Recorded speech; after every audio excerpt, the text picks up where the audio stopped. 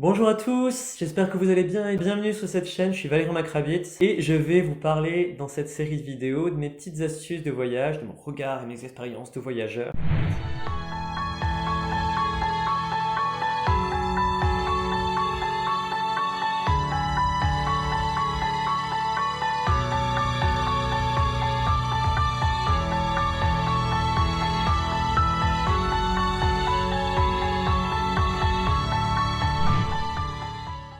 Alors pourquoi vous parler d'Istanbul pour commencer? Parce que c'est une ville dans laquelle il y a énormément de touristes, où on voyage beaucoup. Moi-même j'y étais passé deux, trois fois avant de venir y vivre, mais souvent on ne voit qu'une seule des facettes de cette ville, Sultanahmet, la mosquée bleue, Sainte-Sophie, éventuellement Taksim pour les hôtels.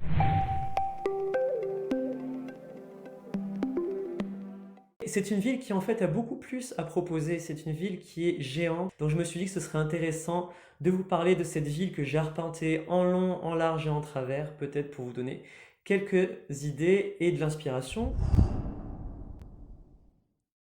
Et ma première recommandation, mon numéro 5 sur la liste, c'est le petit village de Samatya qui se situe sur la rive de la mer de Marmara, près du métro Yenikapı, qui est un hub entre les différents métros d'Istanbul et le Marmaraï. Donc c'est très facile de s'y rendre. Pourquoi Samatya? Samatya, c'est un petit port grec qui a gardé une certaine authenticité. Et si vous allez à Samatya, vous allez pénétrer donc dans le royaume des meyhane.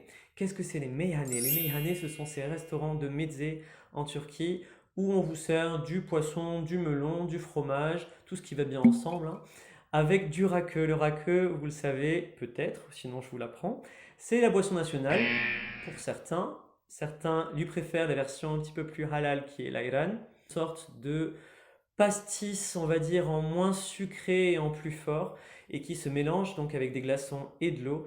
Donc les meyhanés, ce sont des lieux de fête. Ça revient parfois un petit peu cher, mais vous êtes dans le quartier idéal pour ça, avec des tavernes donc extrêmement locales, une ambiance bon enfant et surtout un charme fou, avec ces maisons de toutes les couleurs qui sont restées extrêmement authentiques. Mon numéro 4, ce n'est pas un quartier exactement, c'est plus une région d'Istanbul. Si vous passez du côté asiatique, vous allez découvrir un Istanbul beaucoup plus calme, beaucoup plus tranquille, beaucoup plus moderne peut-être aussi sur certains aspects. Et il y a une partie de cet Istanbul que j'aime particulièrement, c'est la zone qui va de la mosquée Camia à Beylerbeyi sur la côte. C'est une des dernières mosquées qui a été construite, donc dans un climat assez sensible, on va dire, avec un vent de subversion. Et quand vous avez fini de vous balader aux alentours de Camia, vous allez pouvoir descendre et ça descend un petit peu à pic jusqu'à ce petit quartier qui s'appelle Beylerbeyi et qui est un petit port tout mignon sur les rives donc du Bosphore dans lequel vous allez trouver un petit quai, des restaurants, des maisons en bois, c'est yalleux. Vous allez avoir l'impression d'être vraiment à la campagne ici. Vous descendez à pic donc sur cette pente qui rejoint le Bosphore et vous allez parcourir des petites ruelles avec des figuiers, des arbres fruitiers, des petites maisons, des escaliers qui font la taille d'une chaise. Pourquoi pas la taille d'une chaise? En tout cas, ils sont très étroits. Et donc, c'est un quartier qui est extrêmement charmant et dans lequel je vous conseille de vous balader peut-être une bonne demi-journée. Donc, mon troisième quartier, il n'est plus à présent sur la liste des quartiers hors des sentiers battus, puisqu'il est devenu un petit peu battu pour le coup, ce quartier. C'est le quartier de Balat. Mais pourquoi je vous en parle? Parce qu'il reste encore beaucoup à découvrir.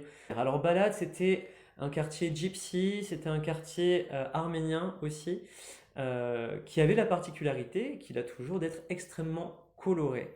Euh, Vous pouvez deviner ce qui s'est passé pour la génération Instagram et ces dernières années. Quartier coloré égale photo. Autrement dit, c'est un quartier qui s'est extrêmement gentrifié sur sa rue principale parce que les gens adorent venir le week-end et prendre plein de photos devant les petits cafés et les maisons colorées de balade. Ceci étant, on a gardé trace d'un balade très authentique. Si vous sortiez un petit peu de la rue principale et si vous montez un petit peu vers Edirne-Kapı, vous allez retrouver du coup, alors toujours de très jolies maisons, mais une ambiance beaucoup plus locale, très populaire, parfois même un petit peu impressionnante, je dirais. Donc en tout cas, le balade authentique existe encore, il est juste un petit peu en retrait. Quoi qu'il en soit, c'est le lieu parfait pour admirer le lycée de Fener, donc qui est juste avant Balat. qui est un bâtiment assez incroyable en briques rouges qui pourra vous rappeler l'Irlande du Nord peut-être, si vous êtes allé par là-bas. Et puis on a effectivement tous ces petits cafés qui proposent des gâteaux extrêmement raffinés à des prix exorbitants. Si vous voulez participer à des enchères, c'est possible. C'est un petit peu le sport national à Balat. La spécialité du quartier, ce sont les tripes, en tout cas la soupe de tripes. On appelle ça l'ishkembe. Donc vous avez un ishkembe historique dans Balat. Je l'ai fait goûter à mes copains chinois. Les copains chinois n'ont pas aimé. Donc ça vous donne un ordre d'idée de ce que ça peut être. Ça reste quand même assez spécial. Et surtout, si vous allez à la balade, je vous recommande le Çavuş Hammam, qui est mon hammam préféré à Istanbul. C'est un hammam très local, mais en même temps relativement propre, où les gens sont adorables, très sympathiques, et vous paierez environ 10 fois moins cher que pour les hammams qui sont situés à Beyoğlu. Numéro 2 sur ma liste, là on rentre dans du sérieux. On rentre dans du sérieux. C'est un quartier dans lequel je me suis rendu quasiment tous les 2 jours. L'année dernière, quand j'habitais donc à Istanbul, je suis devenu complètement accro à ce quartier. Il n'est pas forcément pour tout le monde, mais il a un charme fou quand on s'y habitue. C'est le quartier de Fatih. Alors, vous savez, c'est très très compliqué à Istanbul, les noms des quartiers, parce que tout se superpose. Autrement dit, si vous allez à Sultanahmet, si vous allez voir la mosquée bleue, Hagia Sophia, etc., vous êtes déjà à Fatih. Mais moi, ce que j'appelle Fatih, c'est le petit Fatih, c'est ce qui est autour de Fatih Camii, la mosquée de Fatih. C'est un quartier qui est extrêmement populaire et dans lequel vous allez trouver des influences très diverses, syriennes, irakiennes, iraniennes, libanaises, yéménites.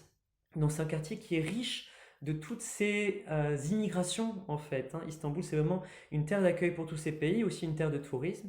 Et donc je vous conseille vraiment d'aller à la mosquée de Fatih. C'est ma mosquée préférée. Pourquoi? Parce que c'est la seule vraie mosquée parmi les trois grandes, à savoir donc Süleymaniyye, mosquée bleue et mosquée de Fatih.